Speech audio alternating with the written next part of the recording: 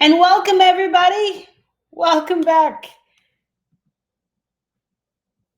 Let everybody come on in. I have a nice cup of tea. I hope you all have your beverage of choice. Making sure my microphone is on. If you can hear me in chat, go ahead and say hello in chat.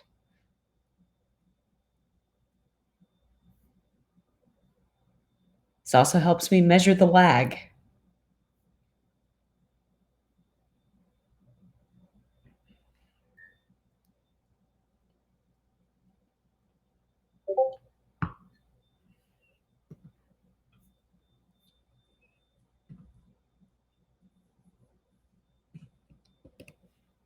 Awesome. Oh, wow. We got a very big lag tonight. So hang with me, micro crew. We're going to make it through. And I just remembered, unlike previous times where I have not remembered, I now remember to turn on the captions. There we go. So yes, we now have some captions. Okay, great. Welcome, welcome, welcome. This is going to be a little different tonight. We are actually going to be doing a practice question for an FRQ or a free response question.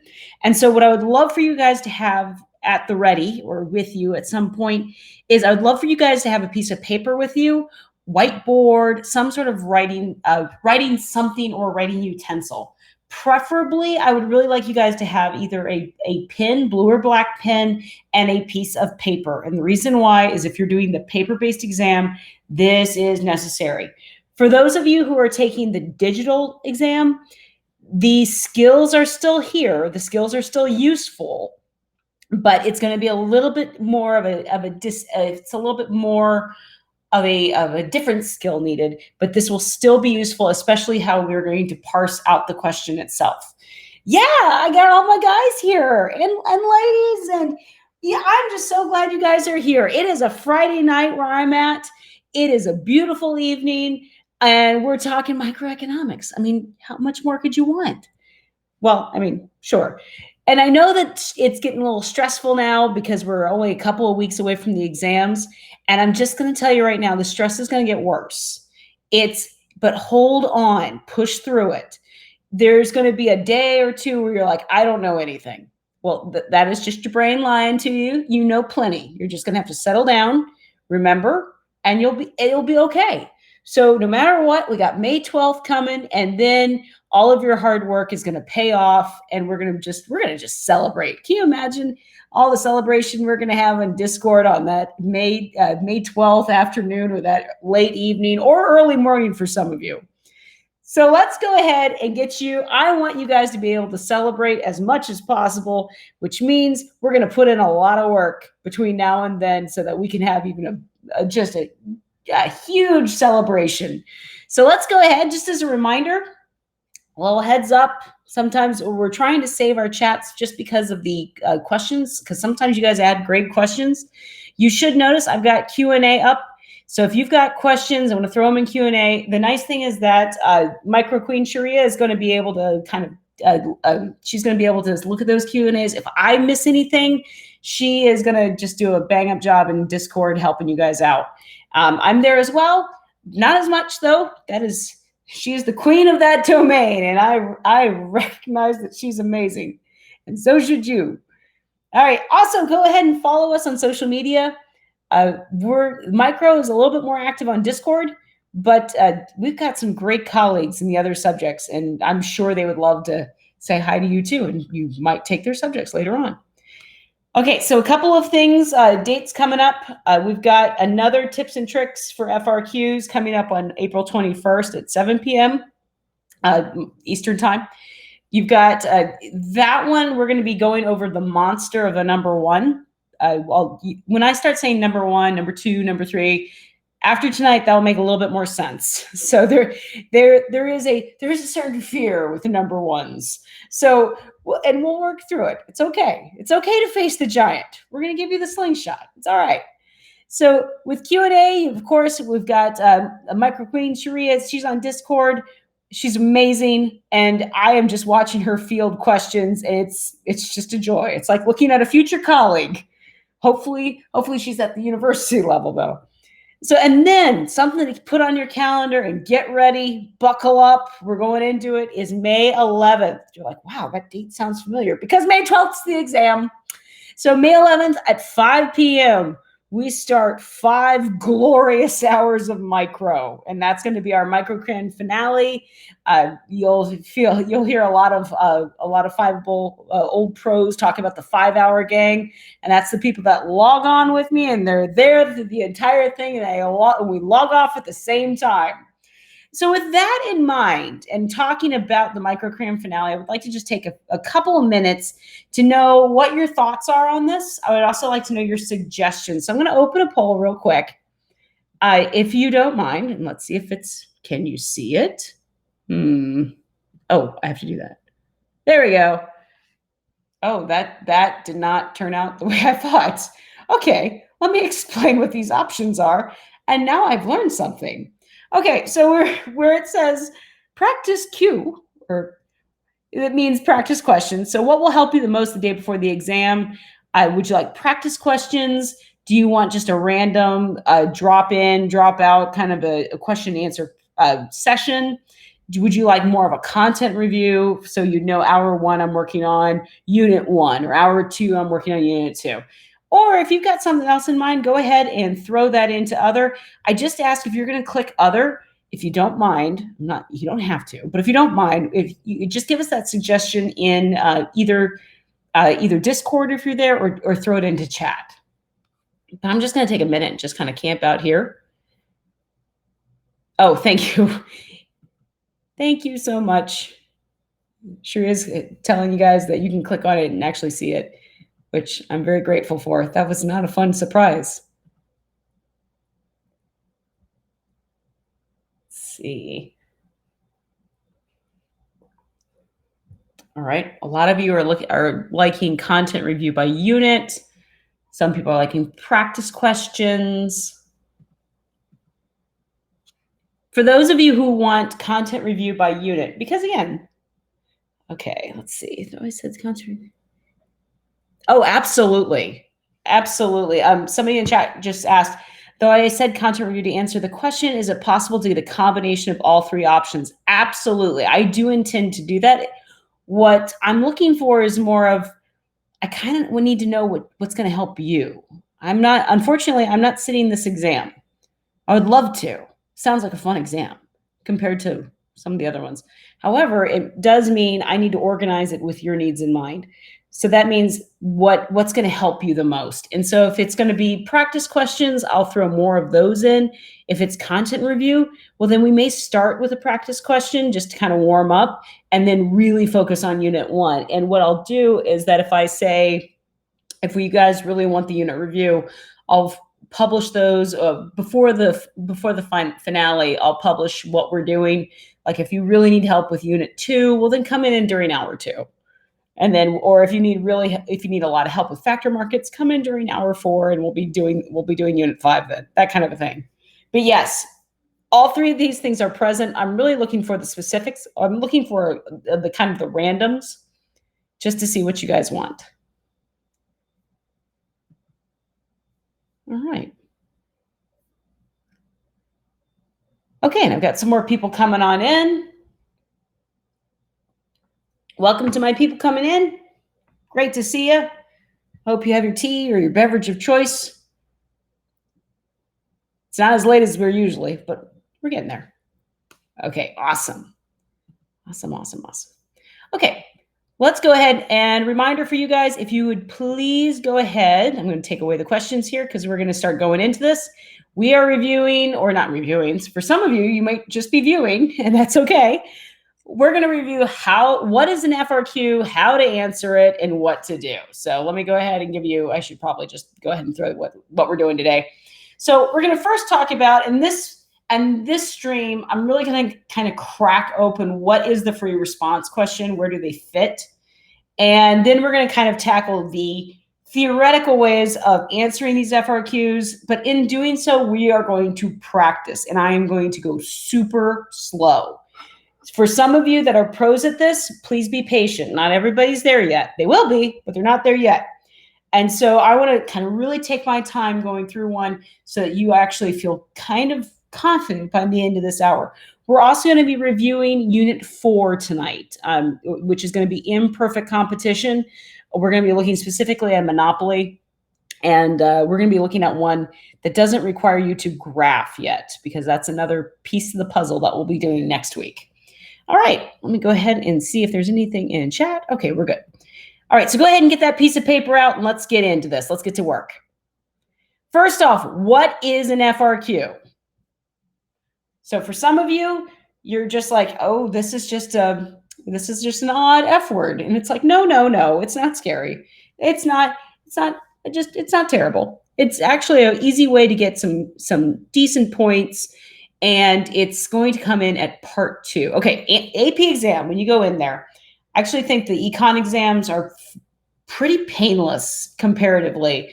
I teach AP World as well, and that is a brutal exam.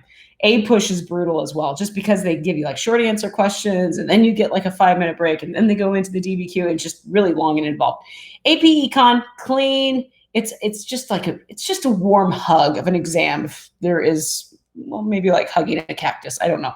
So the AP exam, or the AP micro exam, is split into 2 parts. You've got 60 multiple choice questions. We get to call them MCQs. If you haven't discovered that AP loves its acronyms, then here you go. You have 60 multiple choice questions, and there's 70 minutes to do them. Now, for those of you who have qualified for extended time, then just tack on time and a half or whatever your accommodation is. All good. Part 2. So the first time you sit down, you got 70 minutes, you got 60 questions to kind of go through. The big thing is slow down, breathe deep, take your time, and just realize there's always time to graph. I tell my students all the time, doodle, doodle, doodle. Just make sure you are able to doodle. Go for the graph. You are cheating yourself, and you're going to spend more time not graphing than just write the graph, and it will help you out. Part 2 is what we're going to focus on tonight, and that's going to be the FRQs. You get 1 hour to do them. 10 minutes are just to read through the questions, and then you get 50 minutes to complete 3 FRQs. Okay.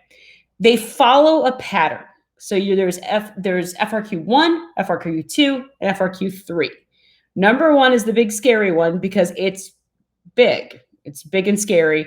And usually what it's going to ask you to do is layer things. It will usually start off with asking you to graph, which is going to require you to use Unit 2 skills. And then it's going to ask you to do something about cost or production, which require, or theory of the firm, which is going to require Unit 3 skills. And then it's going to ask you maybe about Unit 4, maybe about Unit 6. They love Unit 6.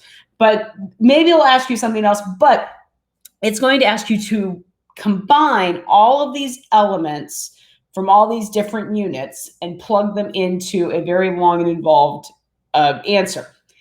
It's not history or English. You are not writing an essay. You are answering the questions. You are surgical on this. And don't worry, I'm going to show you how. So the grade breakdown is for the multiple choice questions. It's about 75% of the test is going to be your 75% of the scoring is from your multiple choice. 25% is your FRQs. The FRQs are really up to you, and they're doable. You may not be able to get all the points, but you can get most just by paying attention and taking your time. So the first FRQ is going to take you about 25 minutes to complete. For most people, it's going to take about a half hour. 2 and 3, we're going to be doing a 2 and 3 tonight, is going to take you about 10 to 15 minutes. I would, if I'm you, I would shorten up the short answers. I would take it closer to 10 minutes than the 15. The reason why is that it's usually the back end. It's usually people go 1, 2, 3. And that third one, you're panicking, you're not looking at the clock, and all of a sudden you're going to run out of time. So just think, pace yourself, 25 minutes. So 25 minutes and 10 and 10, and then review. And then you should be good. Remember, if you got any questions, throw them into either Q&A or chat. Either Shreya or myself will pick them up once we see them. So don't worry you don't have to wait for the very end to ask your question. Happy to do that. All right, so for those of you with a piece of paper and a pen, here we go. All right, so we're going to be looking at the 2017 FRQ, and this is a number 3. Now, if it's a number 3, you already know how much time should I take on this? Around 10 to 15 minutes, closer to 10. All right, and I hope you guys can read this. I'm old. I have to wear my readers here, but I'm old. I can sort of make it out, but hopefully when you guys have the tech, you can blow it up when you're not sharing your screen. First thing to do with an FRQ is to use your reading time. Don't just blaze in and try to answer everything. Take a deep breath, slow down, because the thing is, micro, it likes to throw curveballs at you with the questions. It wants to make sure you're paying attention.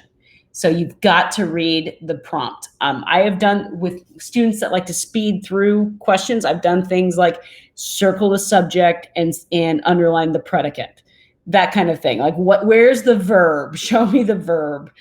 You might need to do the same thing at first. Slow yourself down, make sure you're reading it, not just getting your eyes across it, but really taking in what is the question being asked. Okay, so you're like, okay, I'm gonna take the time, I'm gonna breathe. And while you're doing that, I want you to underline or circle the words explain or calculate. Explain and calculate, and don't worry, I will explain why explain and calculate should be underlined later, because those things are point killers right there. And I want you to, as you're reading, to think about, oh, what unit is this from? You should be able to. Somebody asked, are you able to write on the questions during the reading time? The answer is you should be. You should be able. You can't have a highlighter, but from my understanding, and the thing is, I haven't actually been in the test because we're not allowed in the building if you teach this. But if it should be during the reading time, you should be allowed to annotate and make notes.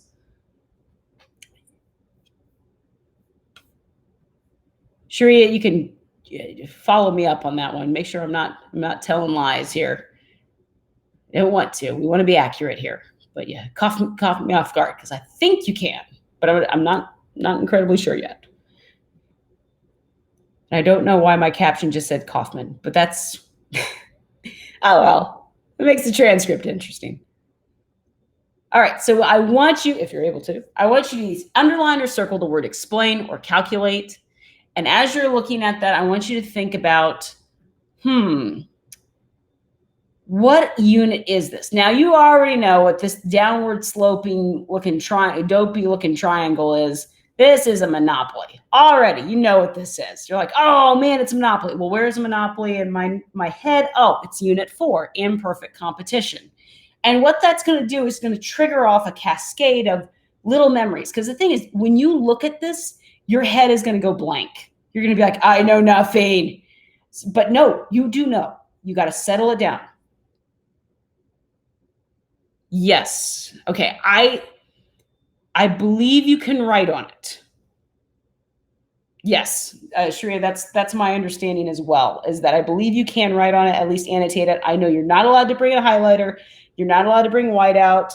It usually, for the paper-based, it needs to be blue or black pen that's written on it. You get kind of a box-looking thing to write on this, and you need to do not write outside of that box, because it's all scanned and sent to the reader. So make sure you stay between the lines. Thank you very much for checking that, Sharia. Okay, so let's back to this. So we were going to think about the unit. We're going to think about potential graphs for that unit. And then for imperfect competition, for those of you who watched the Unit 4, for those on replay, if you haven't watched Unit 4, you probably want to go ahead and do that. I have an eyes go first place. In micro, because remember, all of the market structures, there's an eyes go first place, meaning that humans are rational agents and producers are rational agents, and they are always going to be profit maximizers, which means profit maximization is going to be where MR equals MC. So my marginal revenue is going to equal my marginal cost. So my eyes are first going to go into where that MR equals MC. And in this situation, you should see something odd. So I'm going to shut up for a second, and I want you to just take a moment. You've got your pen right there with you. I want to just take a moment and let you read through the question first. Let your eyes go over to MR equals MC. Note what's odd. Think about the graphs. Think about it and underline what you can.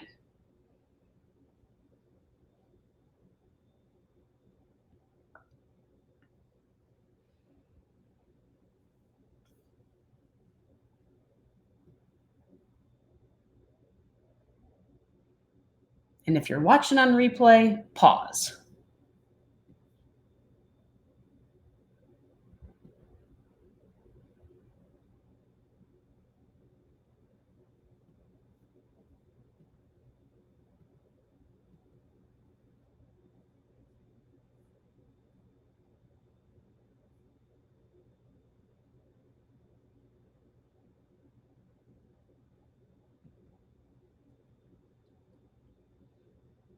Okay, hopefully you've tackled a little bit of this. My apologies for those people who are live. Replays get a little bit longer of a pause time. Okay, so you should have gotten an eyes go first. You've gotten a good look at it. And do you see anything strange or odd or out of the ordinary? Okay, so let's go ahead and start looking at this. Well, your eyes first go to that place where well, first off, what's odd? What was strange or that's not usually in a monopoly? It's something you found odd. Go ahead and throw it into chat. For those of you who haven't caught the hint yet, look where the question mark is.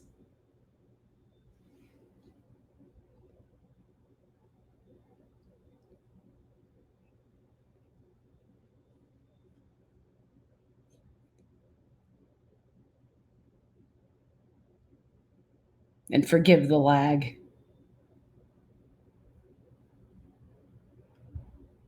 Okay, well, you should have noticed something that if you were looking for MR equals MC, yes, there you go, Angela, good job. The MSC, yep, you got it. So one of the issues is that there's two C's, which means what are we probably going to deal with when there's two C's? There's a marginal social cost and a marginal personal cost. You're like, oh no, that's unit 6. We're talking about market failure. I know that. That's a negative externality. And if you thought that, you are correct. And so you didn't even have to read ahead to letter E because you knew what was coming. In this situation, where do you think a monopolist is going to go? Of course, they're going to go to where the marginal personal cost is going to be. So the marginal personal cost is usually what's causing the marginal social, the negative externality. So we're going to go first to where the MPC, the marginal personal cost, is going to intersect with the marginal revenue. Because really, we have to teach people to go for the social cost. Thank you, Sharia. All right. By the way, Micro Queen Sharia just double checked with the AP Proctor script. And yes, we can write during the reading period. So yes, there is no excuse. You are going to doodle all over that test. You can start, Sharia adds, I just double checked the AP Proctor script. Yes, you can write during the reading period. You can even start writing the responses during that time if you read quickly. It's basically just time for the College Board recommends for you to spend reading the FRQs, but it's not enforced or anything. Oh, it's good to know, right?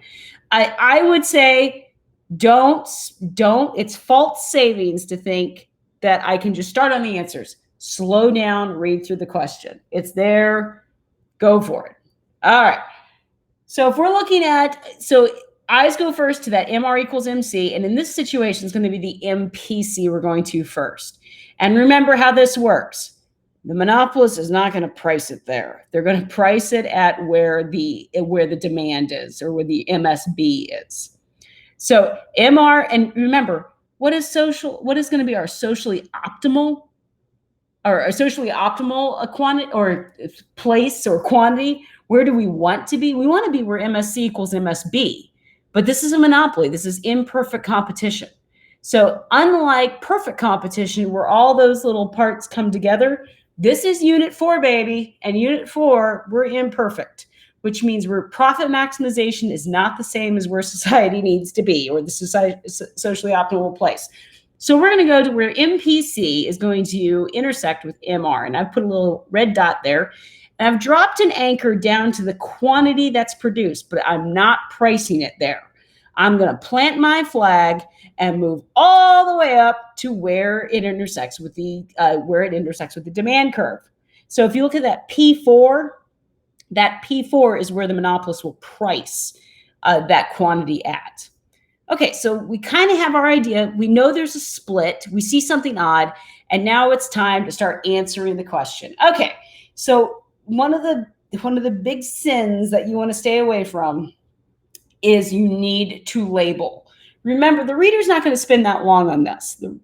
You need to give your answers to the reader, make it as easy as possible for them to find, and move, because you want as many points as possible. We are utility maximizers here. All right. We are going to maximize our own profit. We are going to be as efficient as possible and get out of there.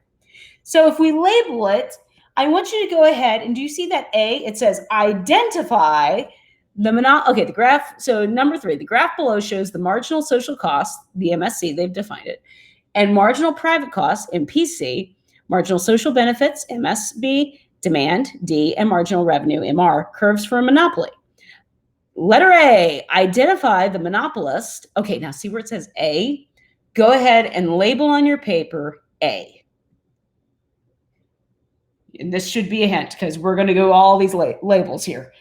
A and then I. And try to follow in that order. If you mess up, it's okay. You're going to cross out. You're not going to white out or anything. The readers know that you're under time duress, so it's okay. Cross out and move on. In fact, my example for you will show you my own crossing out and moving on. All right, so we're going to label that A, and I'm going to go with the profit maximizing quantity, what's asking me for Q, and the profit maximizing price. Well, we've already solved that because our eyes went there first. Our eyes went to, oh, of course, it's right there at Q3, and the price is going to be at P4.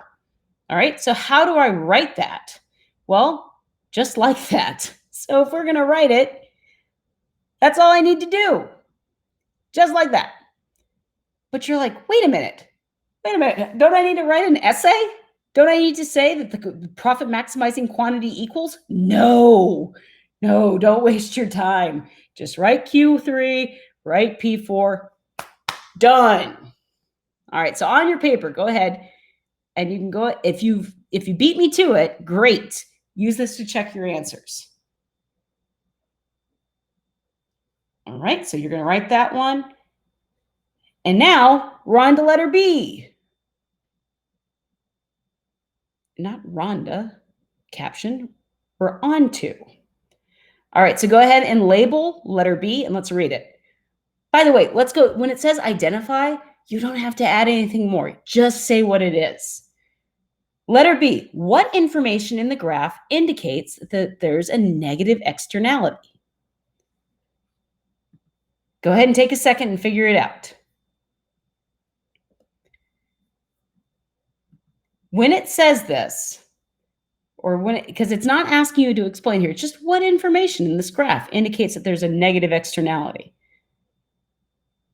And we want to make sure we answer the prompt. We're never giving the reader more than what is asked.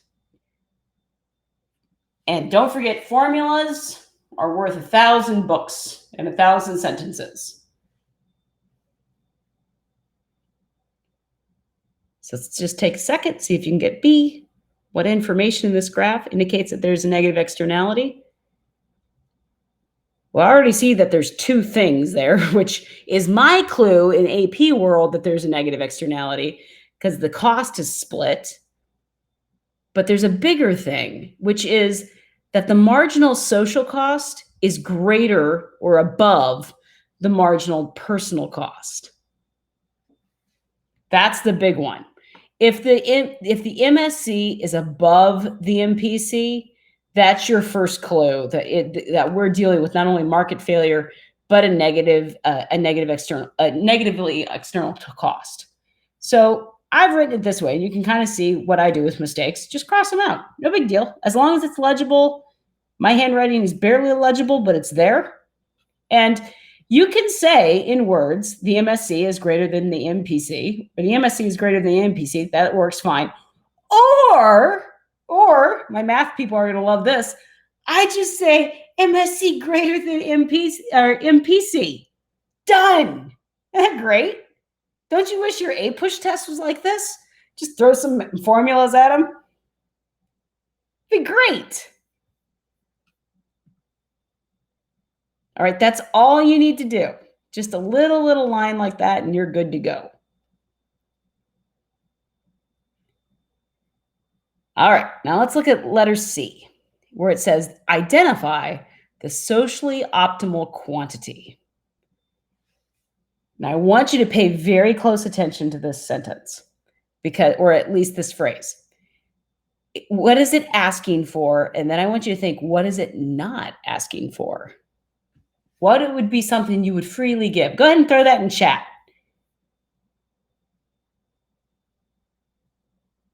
What is it asking for? And then tell me, what is it not asking for that you so want to give it? Go ahead and throw that in chat.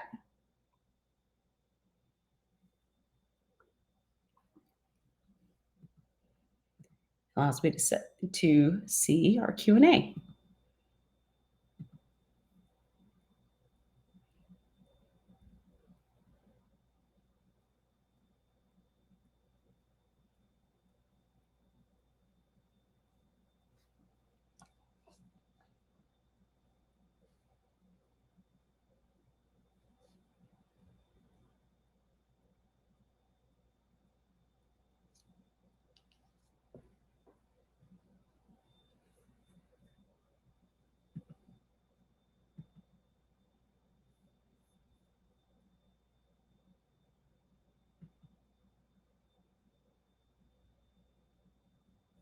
All right, let's see how we're doing here.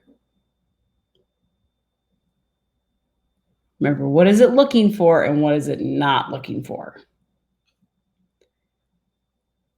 It's looking for the socially optimal quantity. But what is it not asking you for? It's not asking you for the price.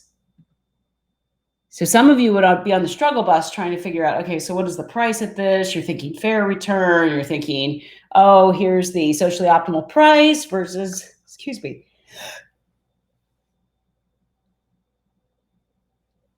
Oh, thought I was going to sneeze. Apparently no.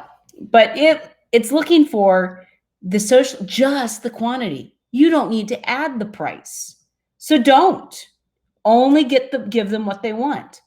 So your social optimal price is going to be, or I'm sorry, your social, just what I told you not to do. Your socially optimal quantity is Q3. Isn't that nifty? Okay, so what's interesting about Q3? Look where Q3 is. Look at your previous answer.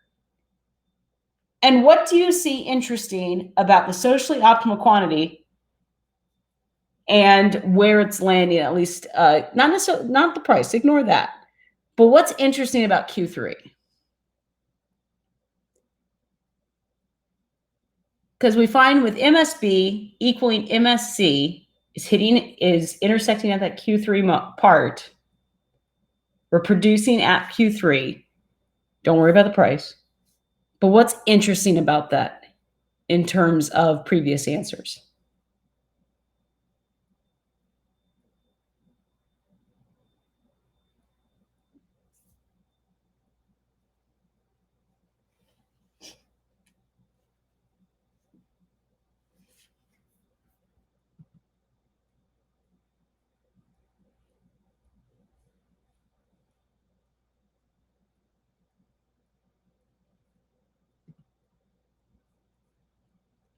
Yes, Angela. Angela's got it.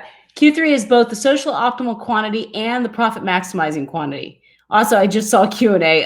Somebody asked, so is the marginal personal cost the same thing as the marginal private cost? In this stream, sure. It should be the marginal private cost. Private meaning it can be someone's personal cost, but just, you're right, it's a private cost. So my apologies for using them interchangeably. Should be the marginal private cost. It means that only a few people are benefiting from it, not necessarily the society at large. So I hope that answers it for you. But yes, Q3 is kind of interesting because we don't see this a lot, where it's that the monopolist was actually at the profit maximizing place, was actually producing at the socially optimal level.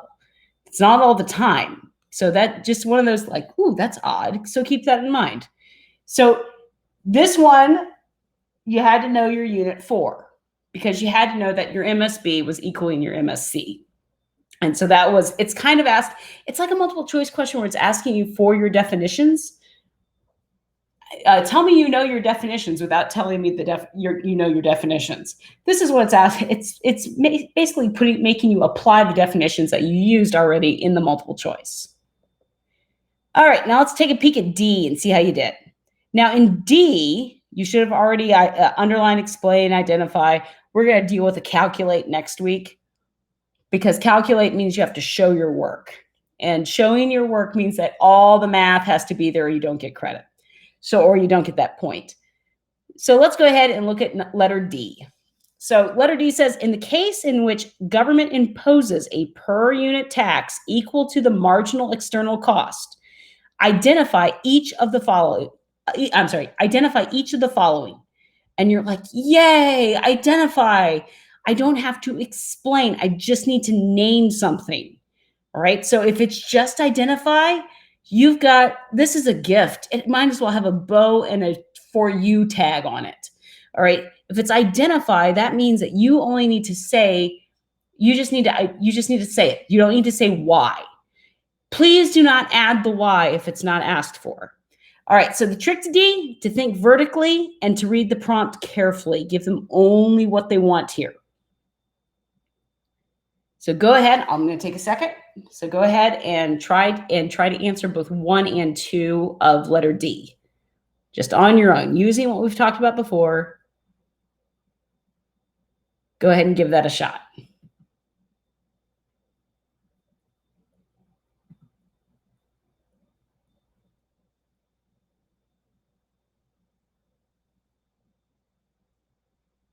Whoops.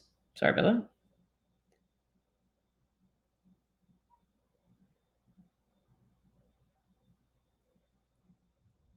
Also, good to know. I didn't know I could do that. And so if you had another question that I can show like a Twitter post, I can throw that on there. How exciting.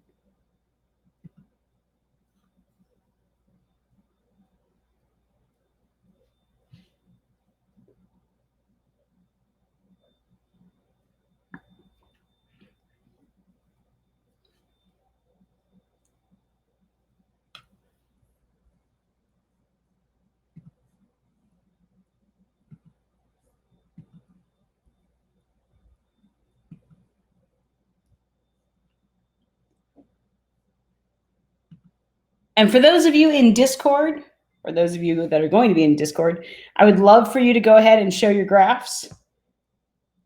So go ahead and you can take a picture of it, throw it in chat if you so desire, or not in chat, I'm sorry, but in our micro, our micro Discord, our little mini server, if you will.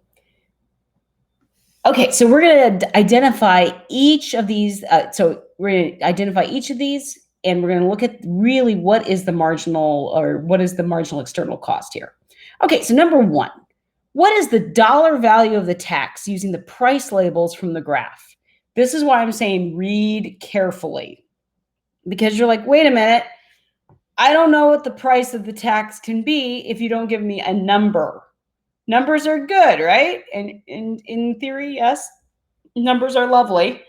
But what's the problem? They haven't given you any numbers except for like the 1, 2, 3, 4, 5, 6 on the P's. So the thing is, you got to think vertically. Taxes are vertical. You're going to be very tempted to be like, oh, it's the difference between either P3 or P2 and P1 because you're seeing that second intersection.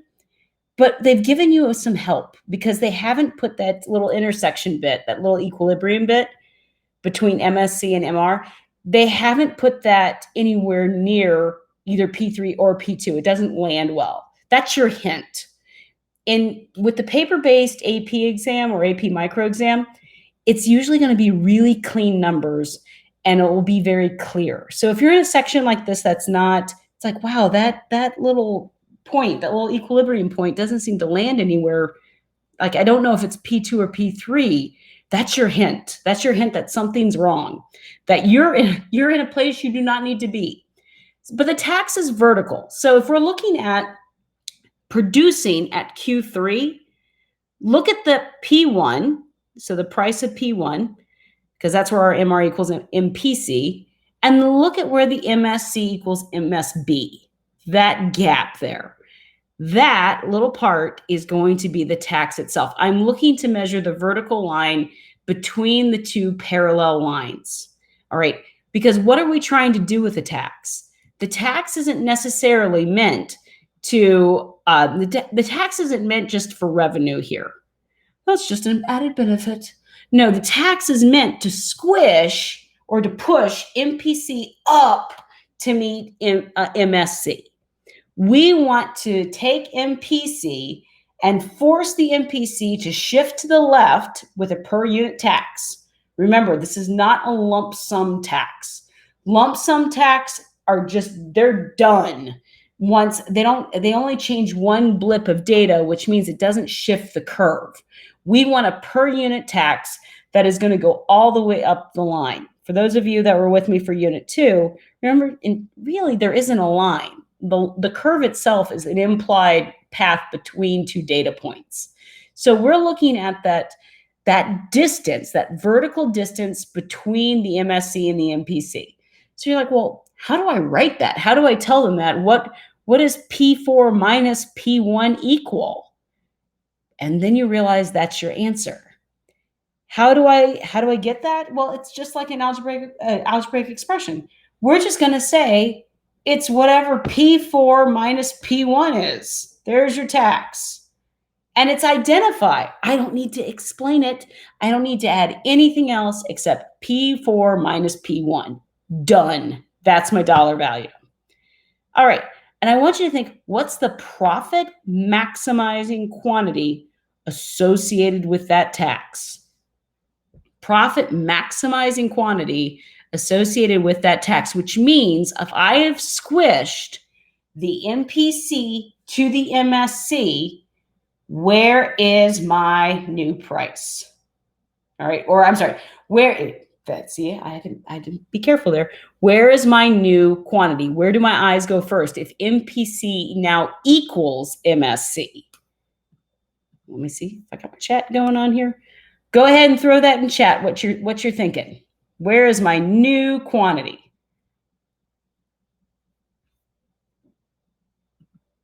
And then try to think back to our little conversation about what was it so interesting about the other quantity.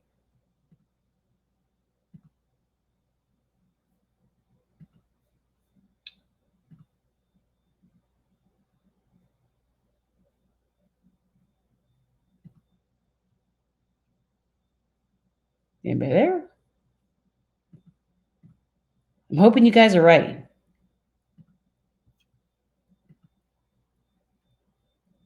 Okay, so how I'm going to write this? It's Q2. Why? Because it's where my MR equals my MC. In this situation, because my MPC with a tax has been squished into the MSC, it's been pushed to the left and merged with that MSC, I now have an MR equals MC that is going to drop down. We drop our anchor at Q2. All right, so for D, I'm going to label that. And I'm going to label it I. So my first one, the price is going to be P4 minus P1. And then number 2, or II, we're going to throw some brackets around that. Do you have to put parentheses around it? No, you don't. But you do need to label it. So whatever you do, make sure you're consistent. I'm just checking questions real quick here. Again, any questions, please throw them into chat, throw them into the poll, not polls, but throw them into Q&A.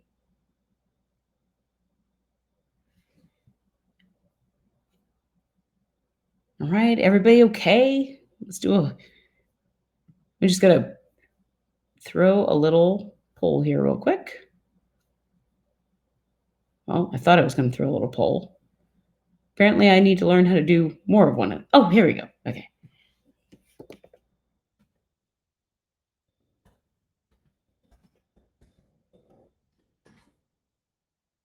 I'm just gonna do a little proof of life check here. Let's see. All right.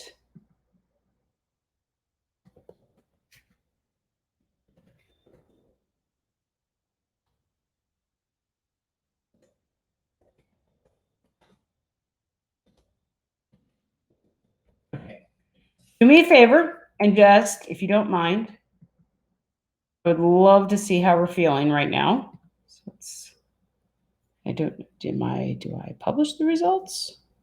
All right, there we go. I went to show.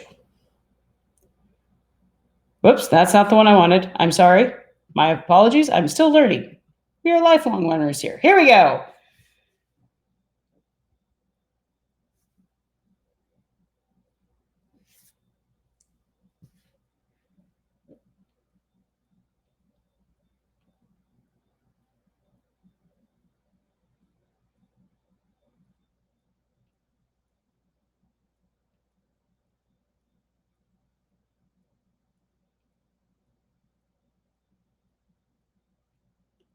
Okay, no one's overwhelmingly confident yet, but that's okay. Hopefully we get there. And only 2 of you have voted.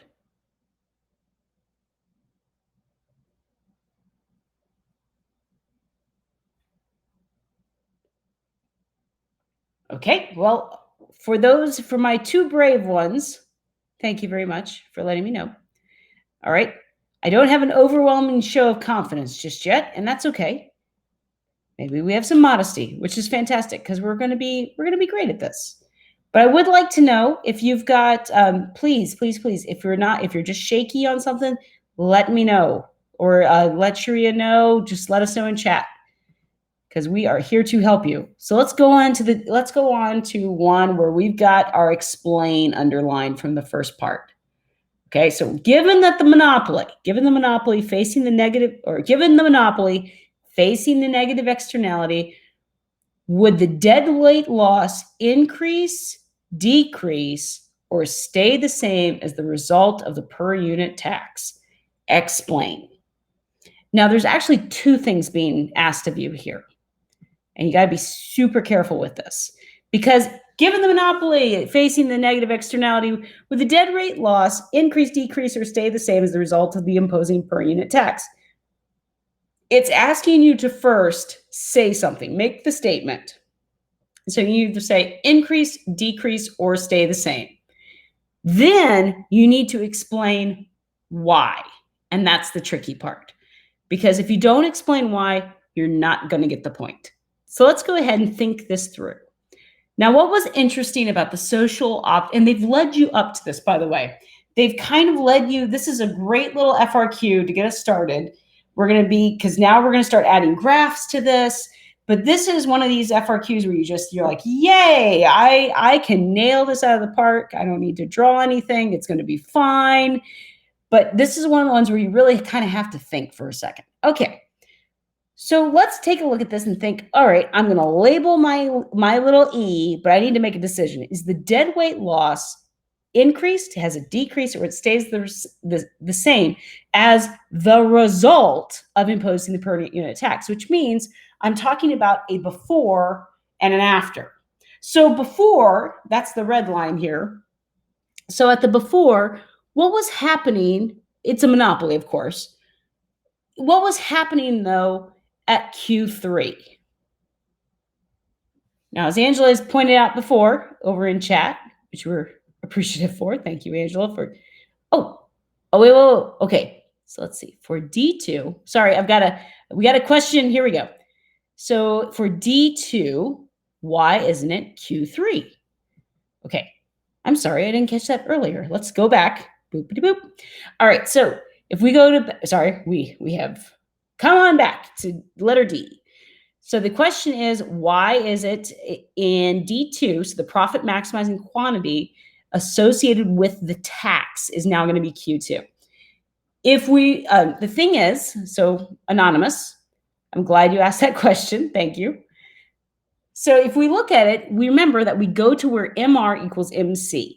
Now, as a result of the per unit tax, MPC, that's where the tax is applied, MPC is the before.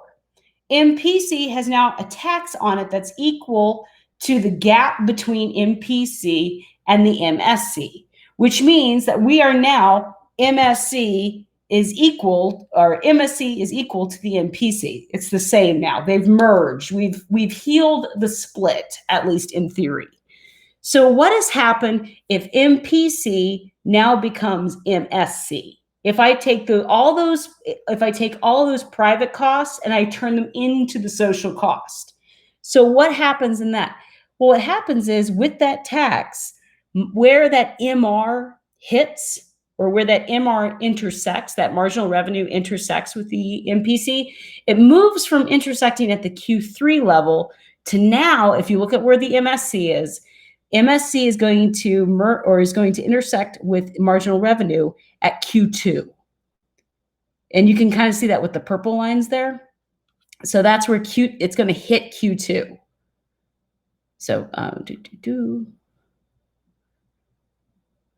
by the way, I'll show you this one.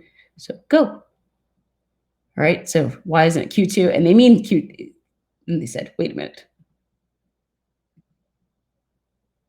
I'm learning all these new features. All right. And again, thank you, Anonymous, for jumping in there and asking that question. It's a good one. And that's where they want to fool you, because it means that you now know that MPC is now equal to MSC. All right. Hopefully we answered that. I hope so, at least. I'm in chat. Okay. So back to E. So now that we've gone from Q3 to Q2, what has happened to my deadweight loss? Now remember that a monopoly is imperfect competition. They're always going to have deadweight loss. Always, always, always. Actually, here you go. E is going to ask you to explain why we're going to have deadweight loss and what's going to happen to it. So you're going to make the statement to tell us what's happening, and then you're going to keep it short. So what has happened? Well, remember at MSC equaling MSB at that Q3, that's the socially optimal quantity. So before the monopolist had really hit the socially optimal quantity before that. But what happened? Well, now with the tax, you're moving back from Q3 to Q2. All right. So I know this is going to sound a little counterintuitive. So listen to what I'm saying here. When we were at the MPC, the thing is, we're always going to have deadweight loss. We know it. But with the MPC, we were producing at Q3. Q3 happened to be the socially optimal quantity as well. That's where society should be operating. Now, for a negative externality, I want you to always think of like pollution or something, that more isn't always better, and we really do want kind of less. So at this level, with the monopoly holding this and not just perfect competition, that while the monopoly was making a profit and they had a deadweight loss in terms of their own production, they were actually at the socially optimal quantity already. They were already there.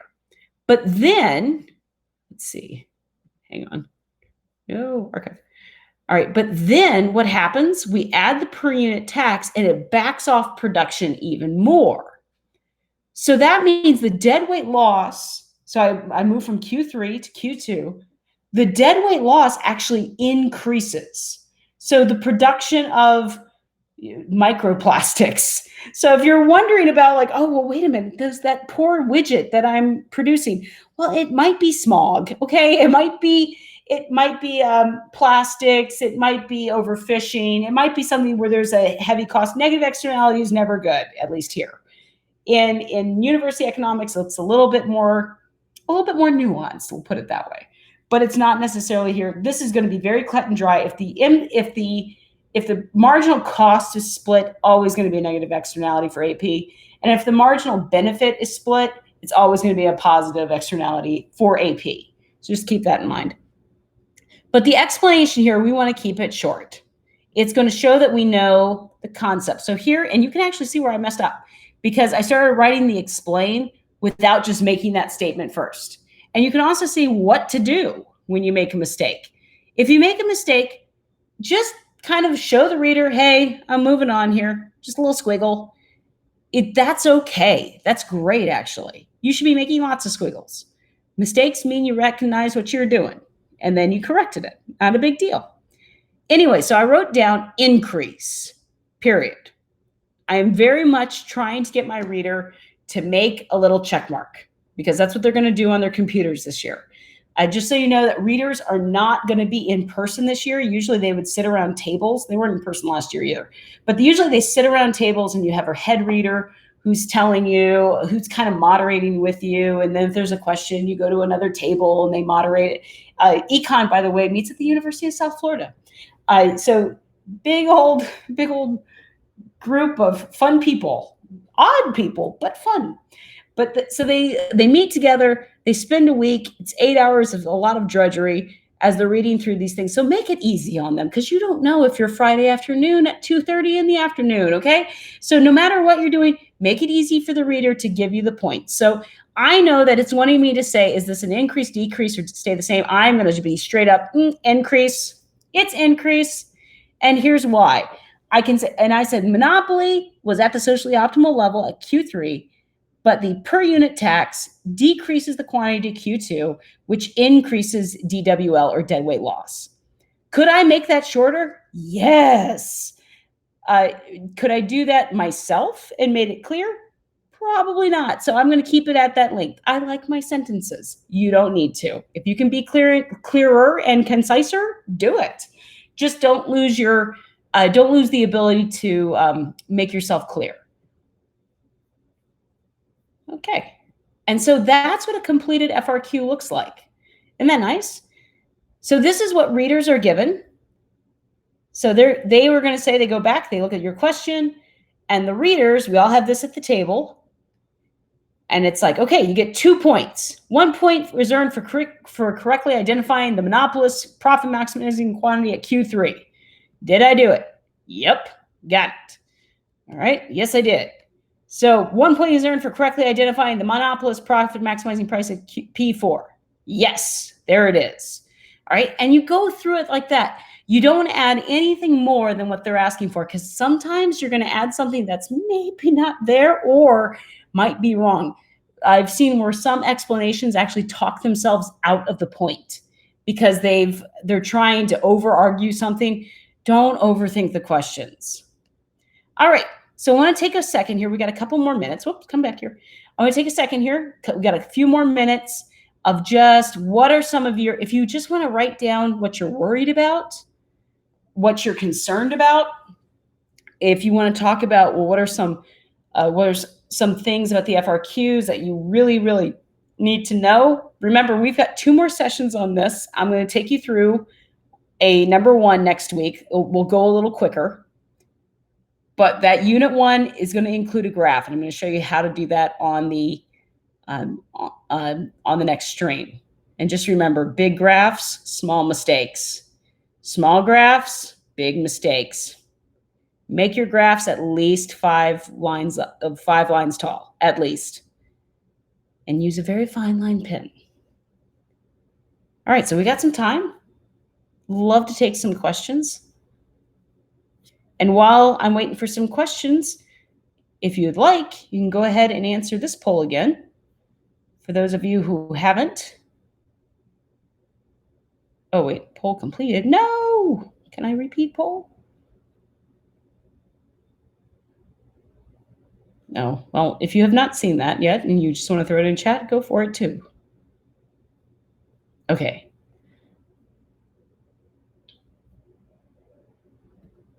Oh, this is a good question. Okay, 1 second. Let me pull this poll away. Again, we're all learning here. All right, great question here. Let's go ahead and answer it. All right, is this graph, I'm going to move back here for a second.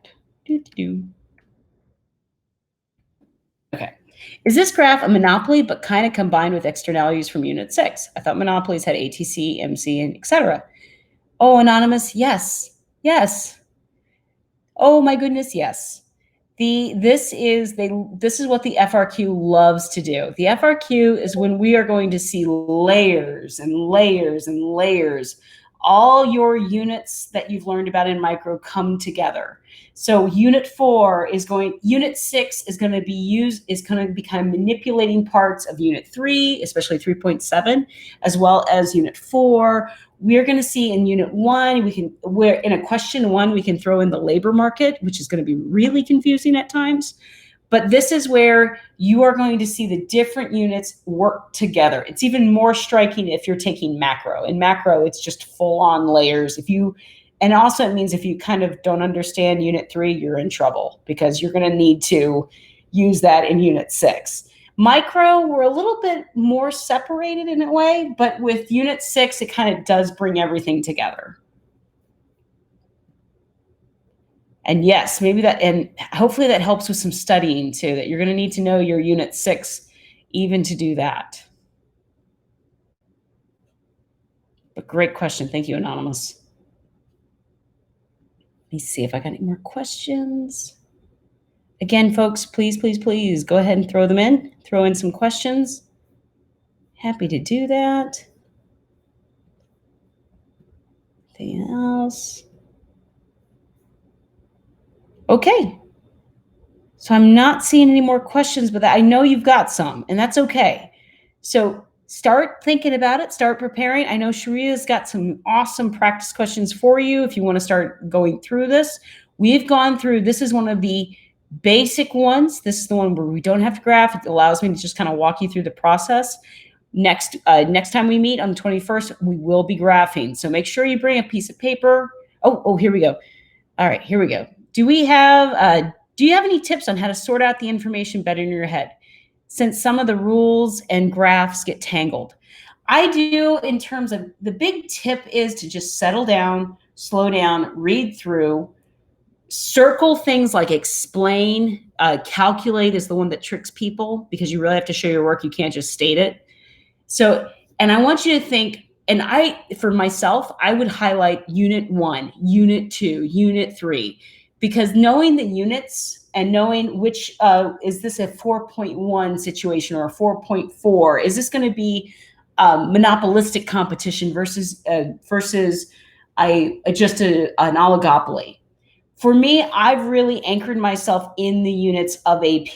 So that way I am able to say, I've got all my information kind of, let's just say, locked into those units. So it allows me to kind of open them up like a drawer. And so when you're studying, I would really suggest, and I think this helps organize a lot of people's thoughts, is if you think unit 4, imperfect competition, and I go from there, what are the different types of imperfect competition? Monopolistic competition, oligopoly, and monopoly. What are the 3 distinct differences? And kind of go through that. It allows me to unpack what I know. Because the thing is, you guys know a lot. You've studied really hard. And under stress, you might forget. In fact, you're going to be more than likely, you will have that moment of, I don't know anything. The trick is to settle down and remember what you do know. So for example, looking at that split MR curve from the demand curve or from the marginal benefit curve, you automatically know, you're like, wow, that is such an imperfect graph. You're like, oh, it's imperfect competition.